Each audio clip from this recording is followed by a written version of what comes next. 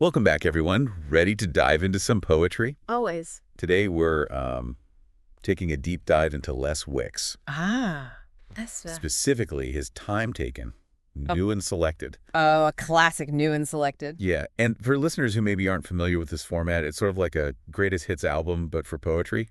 You know, Mm-hmm. you get to trace the arc of a poet's career, see how their style and themes evolve over time. It really is fascinating to see that development, witness how a poet's voice changes, matures. Exactly, and with Les Wicks, whose career spans decades, um, time taken offers like a particularly rich experience. Oh, definitely. Decades of work condensed into a single volume. It's a real privilege to witness. Absolutely. And for folks who haven't encountered Wicks's work before he really delves into the Australian landscape, Yes. that grit of suburban life, the complexities of human relationships, and of course that universal search for meaning. All the big questions. Right. And then he does it all with this incredibly distinct Australian voice. Very grounded, very direct. Yeah. And he often incorporates slang into his work, which I think gives it this raw honesty. It's powerful stuff. No pretense, just straight talk. So let's jump into this collection. The first section is titled Hungry. An apt title. It really sets the tone with these lines from the poem Hungry. One can find truth in a bottle, but the truth is in the bottom of the glass. What do you make of that? I think it's brilliant the way he introduces this idea of searching for truth, but it's not some abstract philosophical search. Yeah. It's rooted in the everyday, the act of drinking. Right, that's right there in front of you. And that image of the truth at the bottom of the glass, it hints at something darker, more complex, lurking beneath the surface. It's like he's saying life is messy. And sometimes the answers, well, they're found in the least glamorous places, like in Trip, where you have this late-night taxi driver connecting with a passenger who's going through a marital breakdown. Ah, Trip. A classic Wicks poem. So evocative. You can feel the loneliness of the city at night. It really captures those fleeting connections we make in unexpected places. Absolutely. And Wicks doesn't shy away from the darker side of life either. The Hinge, which is set in the Sydney train system, really confronts mental illness and societal neglect. It's a tough poem, but a necessary one. And then there's The Compound, which uses the metaphor of a prison to explore control and freedom. The Compound is such a powerful critique of societal structures, how they can both confine and protect us.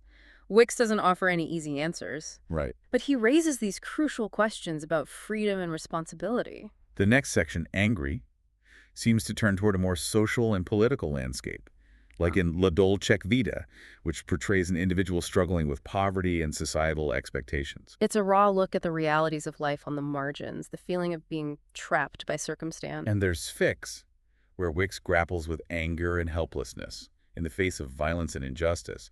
It's a really raw expression of frustration. You can feel the rage simmering beneath the surface. It's a call to action. Yet, even with this focus on social issues, Wicks still finds poetry in the everyday lives of ordinary people, like he does so well in Jenna and Trouble. He reminds us that poetry exists everywhere, not just in grand narratives, but in the smallest details of human experience. The third section is titled Touched. This is where Wicks explores themes of love, loss, and human connection. John Wicksy, a poem about the speaker's first love, is incredibly moving. John Wicksy is a beautifully crafted poem. It captures the intensity of young love, the pain of loss, and the lingering effects of childhood trauma. It's a very personal poem, but it speaks to these universal experiences. Definitely. We've all experienced those first pangs of love, that feeling of being completely smitten and heartbroken. Then we have poems like Domestic and Hang On to Your Love, offering a more mature perspective on long-term relationships. Domestic is striking in its honesty. It explores the everyday realities of a long-term relationship. Right, it's not always glamorous. It's not always romantic, but there's a deep love there and acceptance. And Hang On to Your Love acknowledges the challenges of maintaining intimacy over time. But also affirms love's power, its ability to endure. It's interesting to see this range of emotions and perspectives on love. It feels very honest, very human. Wicks doesn't shy away from the messiness of relationships, the joys and sorrows, and that's what makes his poetry so relatable, so impactful. You know, picking up where we left off, I think it's important to dig a little deeper into how Wicks engages with Australian identity. It goes beyond just setting. Right. Exactly. There's a certain sensibility, a way of seeing the world that feels uniquely Australian. It's that grit we were talking about earlier, and it seems closely tied to how he portrays Australian masculinity, Absolutely. both celebrating and critiquing it. You hit the nail on the head. Poems like Immortal are crucial for understanding this aspect of his work. Right. He doesn't shy away from those more traditional aspects of masculinity, often associated with Australia. Violence. The stoicism. Yeah. But he also reveals the vulnerability beneath the surface. There's always more than meets the eye with Wicks. Like those lines in Immortal. The fist, the clenched jaw, the hard stare. These were the tools we were given.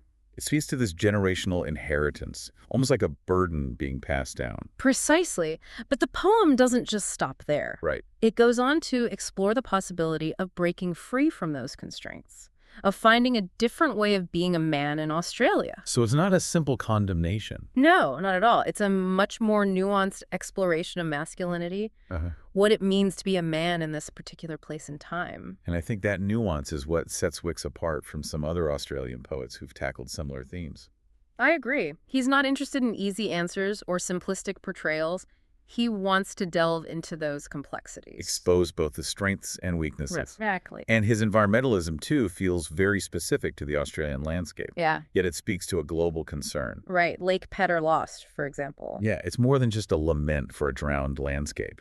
There's a critique there of a certain kind of progress, a questioning of what we sacrifice in the name of development. It resonates with that anxiety I think a lot of Australians feel about balancing pride in our land with fear of its exploitation. And he connects that to personal loss, too. The bed, for instance, Oh, yeah. where the imagery of water and absence intertwines with grief for a loved one. It's that ability to weave the personal and the political that makes him so powerful. His choice of language also plays a big role in that. Oh, absolutely. That blend of the colloquial and the lyrical. He can use a slang term one moment and then craft a stunningly beautiful image the next. It's like he's reminding us that beauty can be found anywhere, even in the rough edges of Australian speech. And that accessibility is crucial, I think, for his impact on younger poets. It's not just about imitating his style. It's about having the courage to engage with difficult topics head on. You said it. Wicks has given permission to a generation of poets, to be honest, to be vulnerable, to be political in their work. He's shown that poetry can be a powerful tool for social commentary, for personal reflection, for exploring those complexities of Australian identity. And he's done it all while remaining so deeply connected to the rhythms and cadences of everyday Australian speech. His poetry is proof that you don't have to choose between accessibility and intellectual depth. You can be both profound and relatable, and that's a rare and powerful combination. It makes me think about how Time Taken is structured, the way he groups the poems thematically. It allows us to see the evolution of these concerns over his career. That's a great observation. It's not just a chronological collection. It's curated to highlight those recurring threads. Hunger, anger, touch, landing, water, and ultimately puzzlement. Even that final section title, Puzzled, is so revealing. Right. It suggests a willingness to embrace uncertainty, to grapple with those big questions without necessarily arriving at definitive answers. Which is very much in line with his overall approach. Exactly. It's a reminder that the search for meaning is an ongoing process, a journey rather than a destination. And it's a journey that Wicks invites us to share with him through his poetry. And it's not a journey he takes alone. He constantly brings in the voices of others. Right. Taxi drivers, nurses, miners, people grappling with loss and love and the changing face of their country. He gives voice to the voiceless. To those who are often overlooked or marginalized. And in doing so, he creates this powerful sense of community, a shared experience of what it means to be Australian in all its complexity. And that sense of community extends beyond the poems themselves. It does. Wicks has been such a generous mentor to younger poets, fostering a sense of camaraderie and support within the Australian literary scene. He understands that poetry isn't just about solitary creation. It's about dialogue, exchange, the passing down of traditions from one generation to the next. It makes me think about how critics have received Wicks' work over the years. He hasn't always been universally praised, has he? That's true. Some critics have found his work a bit too raw, too confrontational. They've accused him of focusing too much on the negative aspects of Australian society. Of lacking a certain kind of lyrical beauty? Yet his popularity with readers and his influence on other poets suggests that he struck a chord with a wide audience. Why do you think that is? I think it's because he speaks to something authentic in the Australian character, a certain kind of honesty and straightforwardness. That resonates with people. He doesn't shy away from the difficult or the uncomfortable, but he also celebrates the resilience and humor that are so much a part of the Australian spirit. His work manages to feel both deeply personal and universal. It's a testament to the power of poetry to connect us across those differences of background and experience. And his enduring legacy, I think, lies in his courage to speak truth to power, to give voice to the marginalized, to find beauty in the most unexpected places. Wicks's work feels more relevant than ever in today's world. With all the uncertainty and disillusionment, And the sense of disconnect from the natural world. his poetry offers a roadmap, I think, for navigating these turbulent times. He invites us to slow down, to pay attention to the world around us, to find beauty in the everyday. To connect with others in meaningful ways. It's a powerful reminder that even in the darkest of times, the human spirit can endure. And that there's always hope to be found in connection, in compassion, and in the power of art to illuminate the human condition. His work reminds us that we're not alone in our struggles, that there's beauty to be found in the everyday, and that language can be a powerful tool for change. On that note, let's move into the final part of our deep dive, where we'll synthesize what we've discussed and leave our listener with some final thoughts. So as we reach the end of our journey through Time Taken, I think it's safe to say we've only just scratched the surface. Oh, absolutely. There's so much depth and complexity to Wicks's work. Each reading offers something new insights, new layers of meaning. What really struck me throughout our conversation is the sheer range of his poetry. He can be so tough and gritty one moment, and then incredibly tender and vulnerable the next. It's that refusal to be put in a box, you know? Yeah. He doesn't conform to any one style or school of thought. He embraces the full spectrum of human emotion. Highs and the lows. Exactly. From the heights of joy to the depths of despair, he doesn't shy away from any of it. And he does it all with such directness and honesty. There's no pretense. It can be quite confronting at times, but also very liberating. Wicks doesn't try to sugarcoat things. He meets the reader head on. No flowery language, no abstract concepts. He invites us to grapple with those difficult questions, to confront those uncomfortable truths, and to find beauty in those unexpected places. Thinking back to the listener's initial request, Yeah. they were really interested in understanding Wicks's place within the broader landscape of Australian poetry. Right, and I think we can confidently say that Wicks is a poet who's helped to redefine what Australian poetry can be. He's broken down those barriers, expanded those boundaries, brought in new voices and new perspectives. And new ways of using language. His influence on younger poets is undeniable. Oh, absolutely. You see his impact in the vibrancy and diversity of the current Australian poetry scene.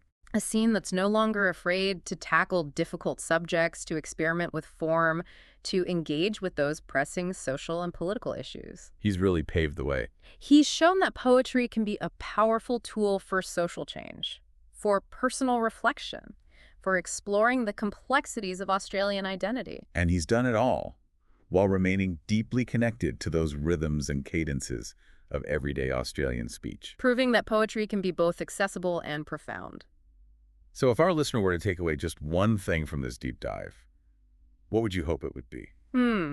I think I'd want them to leave with a renewed appreciation for the power of poetry. Its ability to connect us, to challenge us, and to help us make sense of the world around us. Beautifully said. Les Wicks' poetry is a gift.